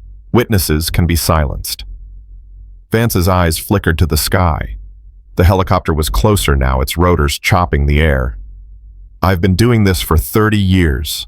You think you're the first to try? I think I'm the last. The helicopter crested the building's edge, hovering 20 feet above the roof. A rope ladder dropped. Vance's security officer grabbed the general, began pulling him toward extraction. Diana fired. The officer dropped. Vance stumbled, fell to his knees. The helicopter ladder swung above him, tantalizingly close. Margaret crossed the roof in seconds. Her boot connected with Vance's wounded shoulder. He screamed, collapsed onto his back. She stood over him, weapon aimed at his face. This is for Sarah Chen. Wait! Vance's voice was desperate, now stripped of arrogance. Wait, you don't understand. I wasn't acting alone. I know. Kane told me, before your assassin put a bullet in his head. Not Kane. Higher. There are people above me. People who can't afford to have this exposed. Names. If I give you names, they'll kill me. If you don't, I'll kill you. Your choice. The helicopter began to descend, the pilot clearly confused by the situation unfolding below. Someone inside was shouting into a radio. Vance's eyes darted between Margaret's weapon and the aircraft. Senator Morrison, Defense Appropriations Committee. He authorized the funding for Obsidian's operations. And there's a deputy secretary at the Pentagon, Harrison. He's been coordinating cover-ups for 2 decades. Who killed Kane? I don't know his real name. Everyone calls him the Cleaner. Agency asset. He handles problems that can't be solved through normal channels. Where do I find him? You don't. He finds you. And when he does, Vance's laugh was bitter. You'll wish you'd let me go. Elena's voice crackled in Margaret's ear. FBI is on site, moving toward the roof. You have maybe 2 minutes before they breach. Copy. Margaret kept her weapon trained on Vance. General Raymond Vance, you're guilty of treason against the United States. Guilty of murder. Guilty of conspiracy to commit murder. Guilty of killing American soldiers for political convenience. I was protecting national security. Women in combat roles would have destabilized our military readiness. The Pentagon understood that. Congress understood that. Project Athena had to fail. 8 women died. Acceptable losses for strategic objectives. The words hit Margaret like a physical blow. Acceptable losses. Her sisters. Her commander. Acceptable losses. Lisa's voice cut through. My mother wasn't an acceptable loss. She was a warrior. A patriot. And you murdered her. Your mother was a liability. She asked too many questions. She was going to expose the operation. We had no choice. There's always a choice. Lisa's voice shook with rage. You chose profit. You chose career. You chose to let women die so men wouldn't have to share their battlefield. History will judge. History is watching right now. Margaret gestured at the helicopter, at the chaos below, at the world that was witnessing this moment. Every word you've said has been broadcast. Every confession. Every justification. History is going to remember you as exactly what you are. The roof access door exploded inward. FBI tactical teams poured through, weapons raised, shouting commands. Margaret lowered her gun, raised her hands. The agents surrounded them. Vance, Lisa, Diana, Margaret, everyone on the roof. On your knees, hands behind your head. Margaret complied. So did Diana, so did Lisa. Vance tried to speak. I'm General Raymond Vance. These women attacked me. I'm the victim here. The lead agent didn't even look at him. General Vance, you're under arrest for multiple federal charges, including conspiracy, fraud, and accessory to murder. Everything you've said has been recorded and will be used against you. This is a mistake. I have friends in... Your friends are getting arrested right now, sir. Senator Morrison is in custody. Deputy Secretary Harrison was picked up an hour ago. The whole network is coming down. Vance's face went gray. Margaret watched him crumble. Watched the man who'd ordered her team's death finally face the consequences he'd avoided for 3 decades. It should have felt like victory. It didn't. It felt like exhaustion. Like grief that never ended. like 23 years of rage finally having nowhere to go. Master Chief Thornton. The lead agent approached her, his voice softer now. We need to take you in for questioning, but, ma'am. He paused. What you did tonight, the evidence your team provided, it's going to change everything. Will it bring back the dead? No, ma'am. Nothing does, but it might save the living. Margaret looked at Lisa Chen, at Diana, at the sky where Sarah's ghost still lingered. Then it was worth it. The FBI field office in Washington hummed with controlled chaos. Margaret sat in an interrogation room that was surprisingly comfortable. Coffee, water, a chair that didn't hurt her back. The agents questioning her were respectful, almost deferential. Master Chief, we've verified your service record. What we could access anyway. Most of it is still classified. Project Athena. Yes, ma'am. We've filed requests to declassify, but the agent shrugged. These things take time. I've waited 23 years. A few more months won't kill me. The evidence, Dr. Chen provided her mother's documents. Your testimony, the financial records from Obsidian, it's overwhelming. Vance is done. Morrison is done. Harrison is done. We're looking at the biggest military corruption scandal since ever, possibly, ma'am. Margaret leaned back. What happens now? Prosecutions, congressional hearings, a lot of very uncomfortable questions for a lot of very powerful people. The agent paused. And you and your team, we need to discuss your status. Am I under arrest? That's complicated. You discharged weapons in the Pentagon, assaulted federal officials, caused significant property damage. He smiled slightly. On the other hand, you exposed a decades-long conspiracy and prevented the escape of a fugitive war criminal. The Attorney General is personally reviewing your case. And while she reviews, you're free to go. We know where to find you. Margaret stood. Her body ached. Her shoulder throbbed. But she was alive. Her team was alive, and Vance was in custody. My teammates, being released now, Dr. Chen is with them. She's remarkable. Her mother would be proud. Margaret nodded. Yes, she would. The reunion happened in the FBI lobby. Diana embraced her first fierce and tight. We did it, Maggie. We actually did it. We're not done yet. The cleaner is still out there. Morrison and Harrison might have other accomplices. Let the FBI handle it. We've done our part. Rosa stood apart, as always, but her eyes carried something Margaret hadn't seen in decades. Peace. It's over, Rosa said quietly. The mission is complete. Part of it. The part that mattered. Vance is finished. Sarah Chen got her justice. Lisa approached them, her mother's medals now pinned to her jacket openly. The networks are playing the footage on loop, every channel. The whole country knows what happened. How are you feeling? I don't know. Lisa's eyes glistened. 15 years I've been chasing this. Now that it's over, I don't know what to do. You grieve, you heal, you figure out who you are without the mission. Is that what you're going to do? Margaret looked at her team, at the women who'd followed her into hell and back. I don't know how to stop fighting. It's all I've ever known. Maybe it's time to learn. Elena joined them, laptop still clutched under her arm. The broadcast reached over 50 million viewers. It's trending globally. Hashtag Project Athena is the #1 hashtag in 18 countries. People care. People are furious. Furious at Vance. Furious at the system that protected him. Furious that women were murdered for daring to serve their country. Elena's voice caught. They're calling you heroes. We're not heroes. We're survivors. Right now, that's the same thing. They walked out of the FBI building into a crowd of reporters and cameras. Questions bombarded them. Microphones thrust forward. Lights flashing.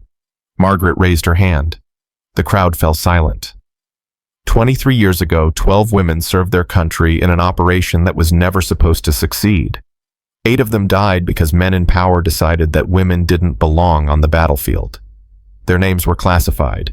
Their service was erased. Their sacrifice was buried. She paused. Let the words sink in. Tonight, we expose the men responsible. General Vance is in custody. Senator Morrison is in custody. Others will follow. But this isn't about revenge. It's about truth. It's about making sure that the next generation of warriors, men and women, never face what we faced. A reporter shouted, "What do you want people to remember about Project Athena?"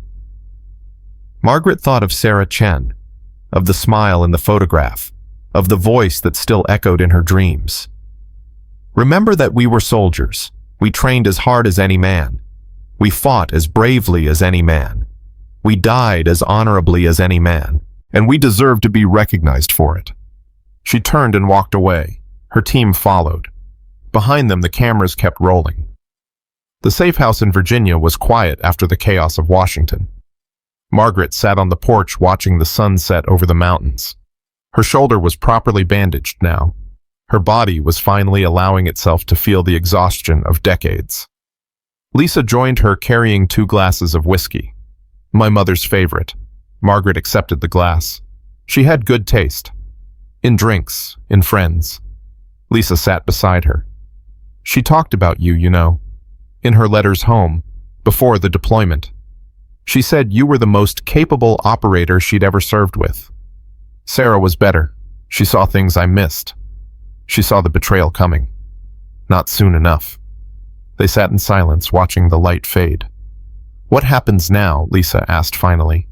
"Vance is arrested. The evidence is public. But you mentioned others, the cleaner, people who might still be out there. The FBI is hunting them. So is the DOJ. So is every journalist in the country. And you..." Margaret sipped her whiskey. "I'm 54 years old. I've been fighting since I was 19. Maybe it's time to let someone else carry the weight." "Do you believe that?" "I'm trying to." Lisa laughed softly. "My mother never knew how to stop either. She was always planning the next mission, the next operation. Even when she was home, her mind was overseas. It's the curse of people like us. We're better at war than peace. Maybe. Or maybe we just never learned that peace is its own kind of battle." Margaret turned to look at Sarah Chen's daughter. The same eyes, the same fire. A new generation carrying forward what the old one couldn't finish. "You're going to be okay," Margaret said. "You've got her strength. So are you. You've got your own." The sun disappeared behind the mountains. Stars emerged one by one. "There's going to be a memorial," Lisa said, "for Project Athena, for all 12 women. The Pentagon is already planning it. They should have planned it 30 years ago. Better late than never." "Is it..." Margaret's voice was bitter. "Is it really? I don't know. But I know that my mother's name will finally be spoken. Her service will finally be acknowledged. Her sacrifice will finally matter." Lisa's hand found Margaret's. "That's not nothing." "No, it's not nothing." Elena's voice called from inside. "Maggie, you need to see this." They went inside. Elena had the news playing on her laptop. A press conference from the FBI. The director stood at a podium flanked by the Attorney General. "We are announcing today the arrest of 17 additional individuals connected to the conspiracy that former General Raymond Vance orchestrated over 3 decades. These arrests include 3 current Pentagon officials, 2 congressional staffers, and 12 private contractors." The screen showed photographs, faces Margaret didn't recognize, the infrastructure of corruption that had protected Vance for 30 years. "Furthermore, we are formally acknowledging the existence of Project Athena, a classified program that operated from 1989 to 1992. The 12 women who served in this program will receive full military honors and recognition for their service. President's awards for 8 of them will be granted posthumously." Diana whistled. "They're actually doing it." "They don't have a choice," Elena said. "The evidence is too public. The outrage is too loud. They can't bury this anymore." Margaret watched the director continue speaking, talking about reforms, oversight, accountability, all the words that powerful people used when they were forced to admit wrongdoing. "It's not enough." "It's never enough," Rosa said quietly. "But it's something. Something. Margaret tasted the word. 8 women dead. 31 veterans murdered. 23 years of cover-ups. And we get something. We get acknowledgement. We get the truth. We get Vance dying in prison instead of dying as a hero. Diana's voice hardened. That's more than we had yesterday. The news switched to reactions from veterans groups, from women's organizations, from families of the dead. One interview caught Margaret's attention. Rachel roar, no. Rachel wasn't in this story. A mother of one of Vance's veteran victims, crying, thanking the women who'd exposed the truth. My son died in that hospital. They told me it was natural causes. For 3 years I believed them. Now I know the truth. Now I can grieve properly. Margaret turned away from the screen. I need air. She walked outside. The night was cool clear. Stars scattered across the sky like shrapnel. 23 years, 12 women, 8 ghosts. She'd carried them for so long. Let them drive her. Let them define her. Now what footsteps behind her? Lisa. My mother used to say that the hardest part of any mission wasn't the fighting. It was what came after. Learning to live when the war was over. The war is never over. This one is. For you. For the women you served with. Lisa stood beside her. The question now is whether you can let yourself believe that. I've been fighting for so long. I don't know who I am without it. Then maybe it's time to find out. Margaret closed her eyes, saw Sarah Chen's face, heard her voice. Find him. Promise me. I kept my promise, Sarah, she whispered. I finally kept my promise. The wind moved through the trees. Somewhere in the distance, an owl called, and for the first time in 23 years, Margaret Thornton felt the weight begin to lift. Not gone. Never completely gone. But lighter. Bearable. What now? Lisa asked. Margaret opened her eyes, looked at the stars, thought about the future for the first time in decades. Now we heal. Now we build. Now we make sure this never happens again. How? I don't know yet, but I've got time to figure it out. She turned to Lisa. We both do. They stood together in the darkness. 2 women shaped by the same tragedy. 2 survivors carrying the same legacy forward. Behind them, the safe house glowed with warmth and light. Diana's laughter. Rose's quiet murmurs. Elena's keyboard clicking. A family forged in fire. Bound by loss. Strengthened by survival. Margaret Thornton had spent 23 years hunting ghosts. Now she would learn to live with them. 6 months passed like water through cupped hands. Margaret woke each morning without reaching for her weapon. The safe beside her bed remained closed, now a relic of habits she was slowly unlearning. She still counted her breaths, 4 seconds in hold, 4 seconds out. But the technique had transformed from survival mechanism to morning ritual. The trial of General Raymond Vance dominated the news for 3 months. Military tribunal, closed sessions, evidence so damning that even his expensive lawyers couldn't spin it. Margaret testified for 4 days straight, her voice steady as she recounted every detail of Project Athena, every casualty, every lie. Vance sat across the courtroom, his uniform stripped of medals, his face gray with defeat. He never looked at her directly. Couldn't meet her eyes. The verdict came on a Tuesday in September, guilty on all counts. Conspiracy, treason, accessory to murder, fraud.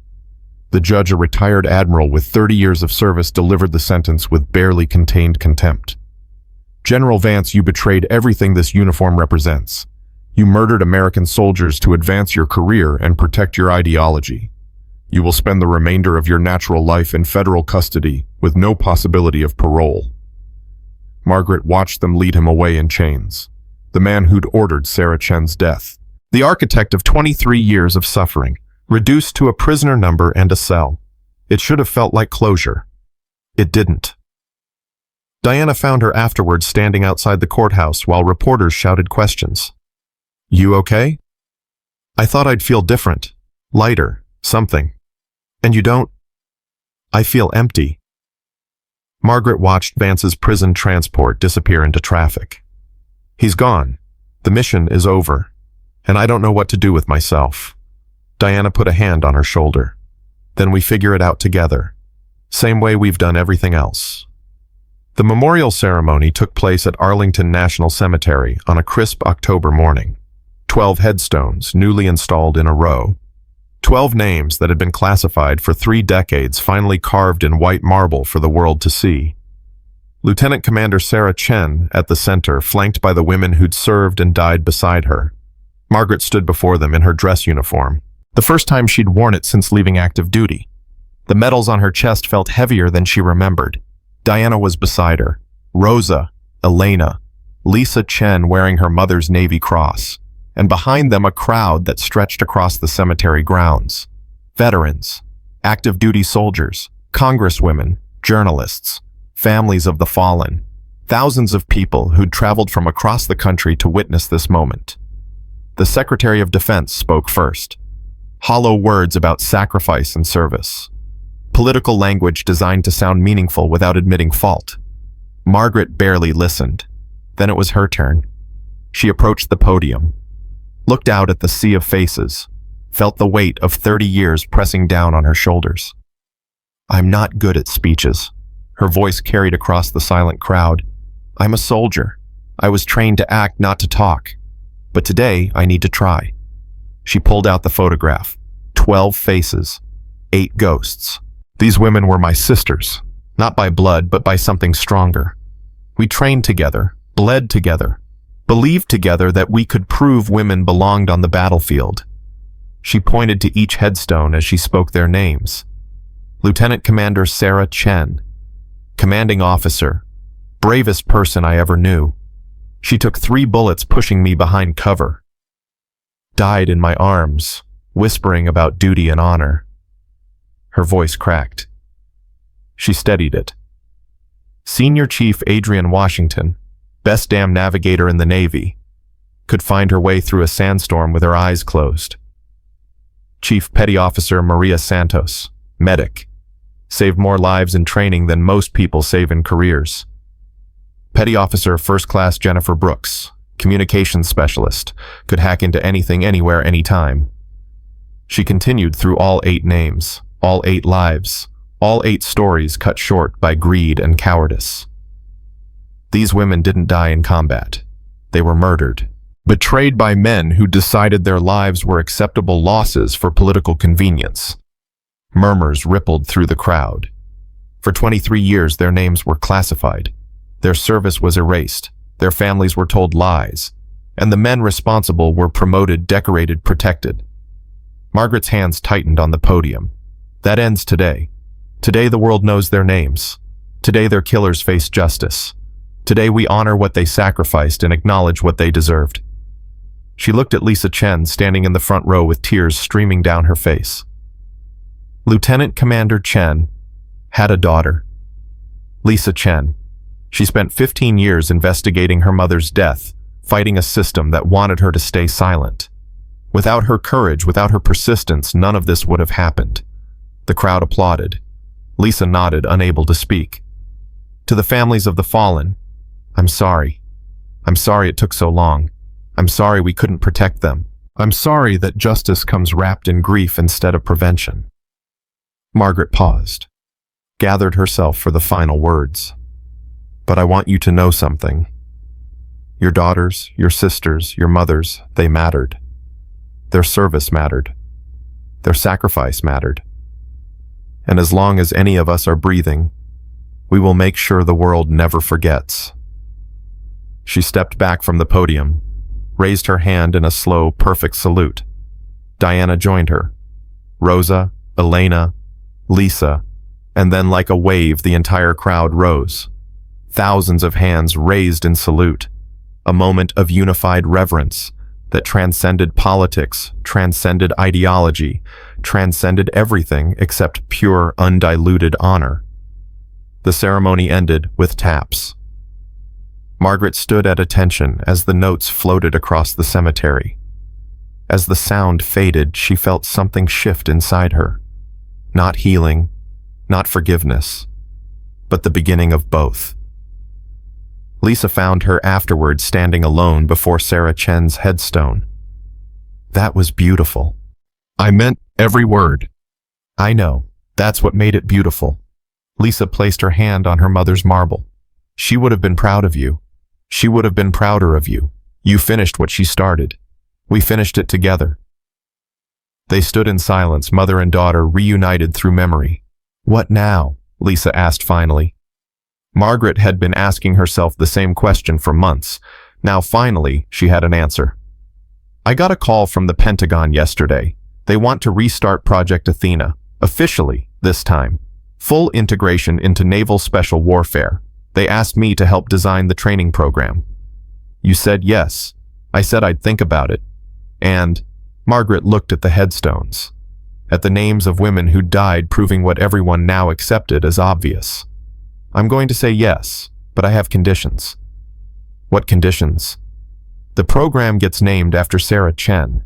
Every trainee learns what happened in 1991, and the first graduating class visits these graves to understand what they're building on. Lisa's eyes filled with tears. She would have loved that. She would have said I was being sentimental. Margaret smiled. She would have been right. They walked together toward the parking lot where Diana, Rosa, and Elena waited. There's something else, Lisa said. The publishers who've been calling, the ones who want to tell the story. What about them? I've been thinking about writing it, a book, the real story of Project Athena. Not just the scandal, but the women, who they were, what they dreamed, what they sacrificed. That sounds like a lot of work. It does. That's why I was hoping you'd help me. Margaret stopped walking. Me? You knew them better than anyone. You have stories that no document can capture, memories that deserve to be preserved. I'm not a writer, Lisa. Neither am I. But together, maybe we can figure it out. The way you figured out everything else. Margaret considered. 23 years of memories. 12 women whose stories deserve to be told properly. Your mother would have hated being in a book. My mother would have pretended to hate it while secretly being thrilled, Lisa smiled. You know that's true. Yeah, Margaret laughed softly. Yeah, it is. 3 months later, the Chen Thornton Training Center opened at Naval Amphibious Base Coronado. Margaret stood at the entrance watching the first class of integrated SEAL candidates file through the doors. Men and women together, equals in suffering, equals in striving. Diana had come for the opening. So had Rosa and Elena, the 4 survivors of Project Athena, witnessing the birth of something new. Hell Week starts tomorrow, Diana observed.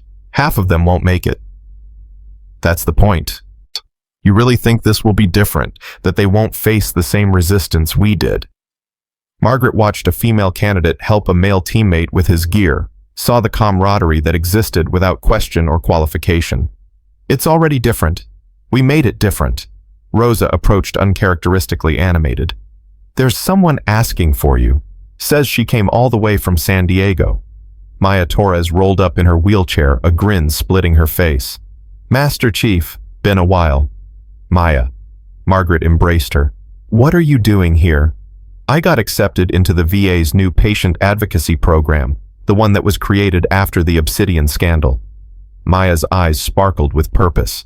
I'm going to make sure veterans never get treated the way we were treated. Thought you'd want to know. I'm proud of you. I learned from the best. Maya looked at the training center. This is really happening, isn't it? Women training alongside men. No more classified programs. No more pretending we don't exist. It's really happening. Sarah Chen would have loved this. Everyone keeps saying that.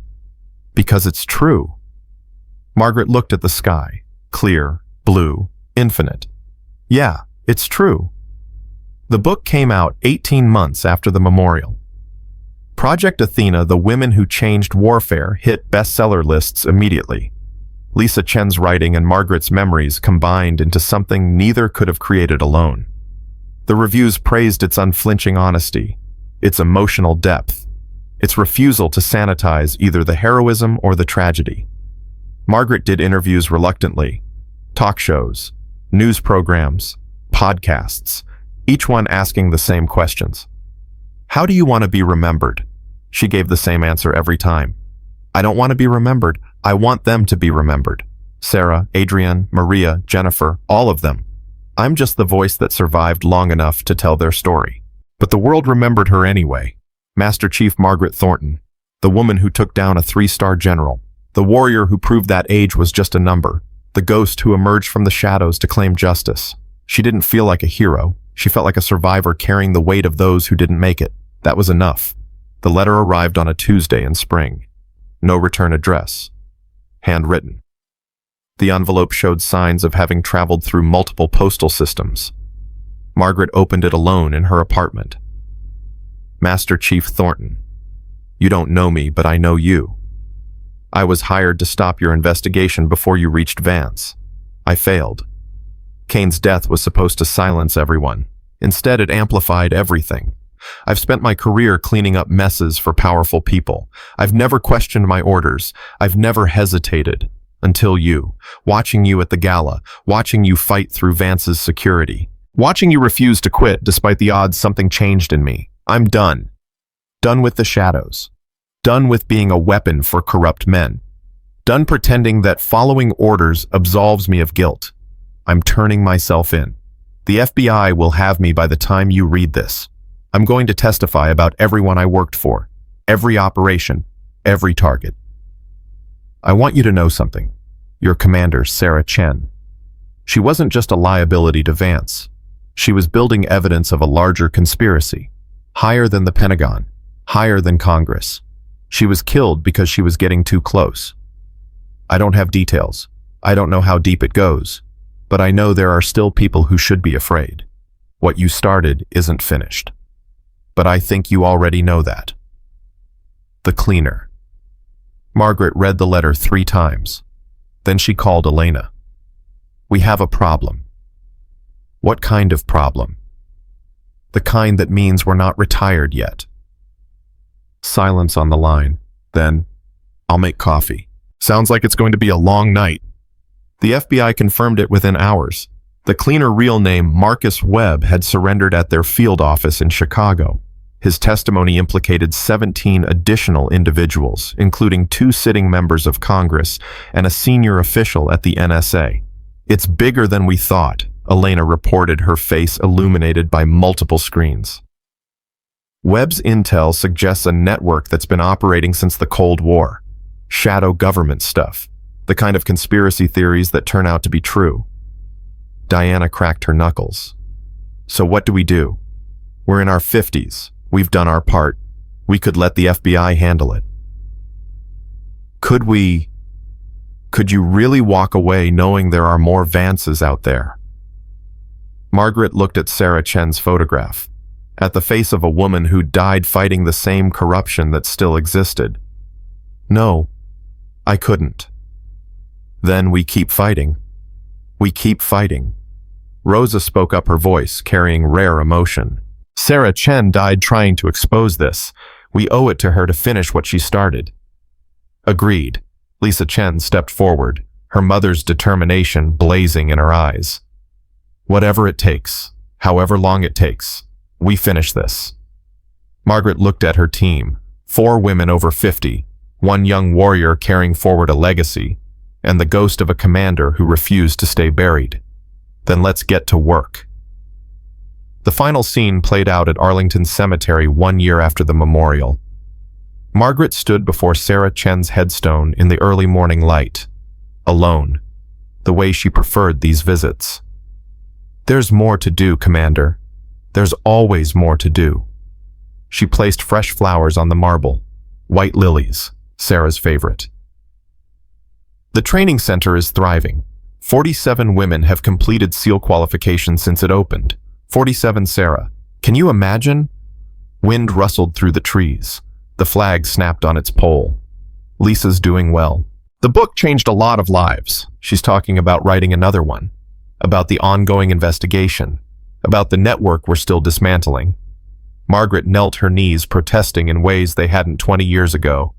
The cleaner gave us everything. Names, dates, operations. We've taken down 3 more cells in the past year. There are more to go. There will always be more. She touched the cold marble. But here's the thing, Sarah. I'm not tired anymore. I thought I'd want to stop. I thought justice would be an ending. Instead, it's a beginning. She stood, brushed off her knees. I'm not the same person who crawled out of that desert. I'm not the ghost who spent 23 years hiding in hospitals. I'm something new. Something you helped create. A smile crossed her face. The first genuine smile she'd felt in decades. The enemy thought they could break us by killing you, by burying Project Athena, by pretending we never existed. They were wrong. She rendered a final salute. We existed. We fought. We mattered. And everything they tried to destroy, the truth, the honor, the legacy lives on in everyone we've trained, everyone we've inspired, everyone who knows your name. She lowered her hand. Rest now, Commander. I've got it from here. Margaret Thornton walked away from the grave, her footsteps steady, her purpose clear. Behind her, the white headstones stretched in perfect rows, thousands of warriors who'd given everything, thousands of stories waiting to be remembered, and among them 12 women who'd changed history by refusing to be forgotten. The sun rose over Arlington, painting the marble in shades of gold. Project Athena was no longer a secret. It was a legacy. And Master Chief Margaret Thornton would spend the rest of her life making sure that legacy grew. Not because she sought glory, not because she needed recognition, but because that was what warriors did. They carried their fallen forward. They built on sacrifice. They transformed tragedy into triumph. And they never ever stopped fighting for what was right. Are you ready to die? They had asked. They were met with the wrath of the Navy SEALs. And they learned too late that some warriors never truly die. They just become legends.